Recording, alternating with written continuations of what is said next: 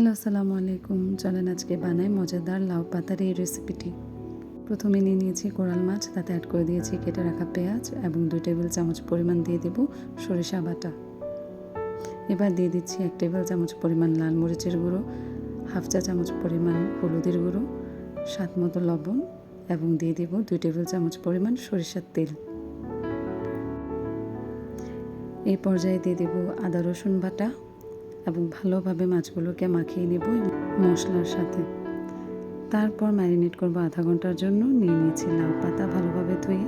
এখন তাতে দিয়ে দেব মাছ এবং সাথে কিছু গ্রেভিও দিয়ে দেব এবং খুব ভালোভাবে টাইটলি পাতাটাকে আমরা ফোল্ড করে নেব, যাতে রান্না করার সময় মাছ কিংবা গ্রেভিগুলো বের হয়ে না যায়। এই রেসিপি আপনারা চাইলে ইলিশ মাছ কিংবা রুই মাছ দিয়েও করতে পারেন, তবে আমি কোরাল মাছ দিয়ে করেছি এবং খেতে খুবই মজা হয়েছে। অবশ্যই একবার ট্রাই করবেন। যাই হোক, কথা বলতে বলতে আমার মাছগুলো ফোল্ড করা হয়ে গেছে। সবগুলোই আমি একই প্রসেসে ফোল্ড করে নেব এবং এখন প্যানে দিয়ে দেব আমি একটু বেশি পরিমাণে সরিষার তেল এবং মাছগুলোকে একটু সময় নিয়ে লো ফ্লেমে ভালোভাবে ভেজে নেব। ব্যাস, রেডি হয়ে গেল আমাদের এই রেসিপিটি। Thanks for watching.